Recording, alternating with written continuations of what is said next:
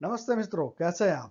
आज हम एक ऐसी कंपनी के बारे में बात करेंगे जो कि अब रिलायंस इंडस्ट्रीज मुकेश भाई की कंपनी हो चुकी है, जिसका नाम है डिजिटल एंटरटेनमेंट नेटवर्क, जिसे शॉर्ट में DEN भी कहते हैं। उन्होंने आज अपने Q1 के रिजल्ट डिक्लेयर किए हैं। कैसे रहे हैं उनके रिजल्ट, आइए देखते हैं। इससे पहले कि हम शुरू करें, थोड़ा सा इस कंपनी के बैकग्राउंड के बारे में जान लेते हैं। अक्टूबर 18 को रिलायंस इंडस्ट्रीज ने 66% शेयर इस कंपनी के खरीद लिए हैं 2290 करोड़ रुपए की अमाउंट देके। और अभी की जो स्टेटमेंट आई है, जैसा आप देख पा रहे हैं, अभी जो जियो ब्रांडेड जो इनके STBs मतलब सेट टॉप बॉक्स जो भी आएंगे, वो यही कंपनी उनको बना के देगी। ये एक और अभी रिसेंट 15 जुलाई का स्क्रीनशॉट है कि जिसमें वो बता रहे हैं कि डैन और हैथवे, जो कि दोनों ही रिलायंस ग्रुप की ही कंपनी है, उसको मर्ज किया जाएगा। क्या स्टेटमेंट है, देखते हैं। Den and Hathway are being merged with network 18 and TV 18 in a move that will consolidate Reliance Industries media and distribution business, said Mukesh Ambani, chairman and managing director Reliance industries. तो ये कह रहा है कि जो डैन और Hathaway है, ये उनकी नेटवर्क 18 की जो है उसके अंदर दोनों ही मर्ज हो जाएंगी, क्योंकि उनकी अभी बहुत सारी कंपनी हो गई है इसी सेम फील्ड के अंदर, तो वो मर्ज करके एक बड़ी कंपनी बनाएंगे। तो ये आने वाले टाइम में मर्ज हो जाएगी TV 18 के अंदर। ये उन्होंने आज डेन ने स्टॉक एक्सचेंजेस को लेटर लिख के बताया है कि भाई हम अपने Q1 के रिजल्ट जो है वो डिक्लेयर कर रहे हैं। उन्होंने ये भी कहा है कि भाई ये जो है वो अनऑडिटेड रिजल्ट है, लेकिन ये reviewed and recommended by audit committee. Audit committee ने रिव्यू भी किया है, रिकमेंड भी किया है, और बोर्ड ने इस रिजल्ट को अप्रूव किया है, जो आज शाम को उनकी मीटिंग हुई थी उसमें। क्या रहे हैं उनके रिजल्ट, आइए देखते हैं। लेकिन इससे पहले शुरू करें, पहले समझ लेते हैं ये सारे फिगर जो है वो मिलियंस में है। तो मिलियंस में है तो अभी हम उसको जो है हम उसे कन्वर्ट करेंगे करोड़ में। तो जैसा कि हम देख पा रहे हैं, ये इनकम की बात पहले कर लेते हैं। तो इनकम की अगर बात करें तो इनकी जो इनकम रही है, तो वो पहले क्वार्टर में, ये पहला जो कॉलम देख रहे हो वो क्वार्टर का है, और जो दूसरा कॉलम है वो पिछला पूरे साल भर का फिगर है। तो पहले क्वार्टर में उनकी इनकम रही है 364 करोड़ रुपए, और इससे जो उनके पिछले साल भर की जो इनकम रही थी, तो वो रही थी 1467 करोड़ रुपए की। ठीक है। अब बात करते हैं एक्सपेंस की। तो एक्सपेंस फ्रंट पे उन्होंने काफ़ी अच्छा काम किया है, जैसा कि हम यहाँ पे देख पा रहे हैं।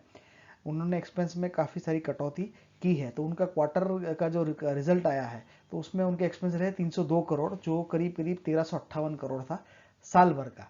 तो उसके हिसाब से भी अगर हम देखते हैं, तो ये एक अच्छा इनिशिएटिव लिया है कॉस्ट को कम करने का, जिसकी इम्पैक्ट उनके प्रॉफिटेबिलिटी में हमको देखने को मिलेगी। यही कारण रहा कि उनका जो टैक्स है, प्रॉफिट बिफोर टैक्स है, वो 58 करोड़ का रहा, जो पहले 109 करोड़ का था। अब ये काफ़ी इंपॉर्टेंट मैटर करता है, क्योंकि उनके साल भर में उनके अब फिगर में यहाँ पे देखेंगे तो ये 586 मतलब 58 करोड़ का एक क्वार्टर का प्रॉफिट है, और ये करीब करीब 109 करोड़ का पूरे साल भर का है। तो इसी से समझ में आता है कि ये रिजल्ट काफ़ी अच्छे हैं, क्योंकि अगर हम 586 के हिसाब से करते हैं तो इनका साल भर का प्रॉफिट जो है वो 200 करोड़ के ऊपर चले जाएगा। इस प्रोजेक्शन के हिसाब से अगर चलता है तो 200 करोड़ के ऊपर ही जाएगा। तो ये बहुत अच्छे रिजल्ट है। यहाँ पे एक देखने वाली बात होगी टैक्स एक्सपेंस की। टैक्स एक्सपेंस में अगर हम देखते हैं ना, तो उनका एक डिफर्ड टैक्स का एलिमेंट था उनके पिछले साल, जहां उनको 48 करोड़ रुपए उनको डिफर्ड टैक्स के देने पड़े थे। उसके चलते उनका प्रॉफिटेबिलिटी कम हो गया था। जो 109 करोड़ उनका प्रॉफिट बिफोर टैक्स था, वो टैक्स देने के बाद सिर्फ 51 करोड़ ही रह गया था। जबकि ऐसा कोई उनका ये इस साल नहीं रहा।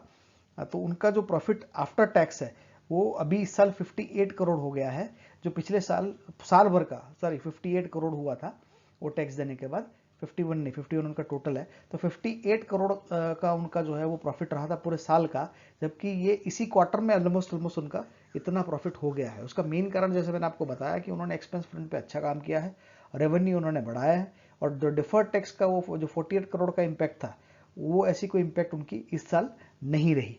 यही कारण रहा कि उनका जो प्रॉफिट आफ्टर टैक्स है वो 58 करोड़ का रहा है इस क्वार्टर में, जो कि पिछले साल में 50 वो भी इतना ही था, 58 करोड़ 63 लैक्स। तो ये उनके बहुत ही अच्छे रिजल्ट। यही कारण है कि इसके चलते जो उनका बेसिक ये जो अर्निंग पर शेयर है, वो अर्निंग पर शेयर है वो ड्रास्टिकली इंप्रूव हुआ है। ये 1.23 हो गया, जो पिछले पूरे साल भर में 1.47 था। तो ये अगर एक क्वार्टर का 1.23 है, तो आप इसको मान के इंटू 4 करिए मोटा मोटा, तो 5 के आसपास चला जाएगा। तो ये उनके ईपीएस के अंदर बहुत ही अच्छा इंप्रूवमेंट है, जिसकी इंपैक्ट शायद हमको उसको जो प्राइसिंग में है वो आने वाले टाइम में, या हो सकता है कल ही हमको देखने को मिले। ये हम उसका एक प्राइस चार्ट पे नज़र डालेंगे जो शुरुआत से लेके अभी तक का मैक्सिमम पीरियड हमने लिया हुआ है। तो अगर हम देखेंगे तो शुरुआत इनकी अच्छी रही थी, लेकिन बाद में इसका जो स्टॉक का रेट है वो काफ़ी हद तक डाउन होने लगा था। ये सिर्फ उसके 1 साल का परफॉर्मेंस है, जहाँ पे भी हम देख रहे हैं कि ठीक ठाक उनका रेट था।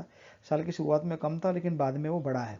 इनफैक्ट 24 मार्च को ये 26-27 रुपए तक चला गया था। अगर उस लेवल से भी हम देखें तो ये ऑलरेडी 4 गुना रिटर्न दे चुका है सिर्फ 4 महीने में।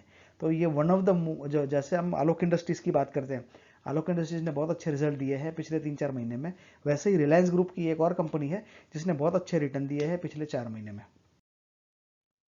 अभी ये उनके हाईएस्ट और लोएस्ट लेवल दिखा रहा है। कभी 52 वीक उसका 98 था जो, और जो लो था वो 25 तक चला गया था, जैसे मैंने अभी आपको बताया। तो उसमें वेरिएशन वॉलेटिलिटी काफ़ी रही है, उसमें कोरोना का भी इम्पैक्ट रहा है। तो अर्निंग पर शेयर अभी इसमें हमको 1.81 दिख रहा है, लेकिन जैसा मैंने बताया कि अभी करंट लेवल को देखते हुए ये ईपीएस ऑलरेडी बढ़ चुका है। तो पीई जो है उसका 50 के आसपास का, ये पीई हमको पहले एक्चुअली मैंने भी एनालिसिस किया तो ज़्यादा लग रहा था, लेकिन शायद मार्केट को कहीं पता चल गया था कि इसका जो है वो अर्निंग बढ़ने वाला था, तो ज़्यादा पीई देने के लिए भी मार्केट तैयार हो गया था। वो हम आगे की स्लाइड में देखेंगे। तो अभी अब देखिए पियर्स के साथ हमने कंपैरिजन किया है। तो इसमें दो कंपनी है जो रिलायंस ग्रुप की, एक तो डेन है और दूसरी है टीवी18 ब्रॉडकास्ट है। तो अगर दोनों के, अगर आप लास्ट में नीचे अगर आप पी देखोगे तो दोनों में, एक में डेन का 53 दिख रहा था और टीवी18 का तो 283 दिख रहा है, जो बहुत ही ज़्यादा है। लेकिन शायद मार्केट को कहीं ना कहीं पता था कि ये कंपनी अब रिलायंस के पास है, मुकेश भाई का गोल्डन टच अगर उसको मिल गया तो ये कंपनी भी जो है वो भागने लगेगी, और ऐसा हुआ भी।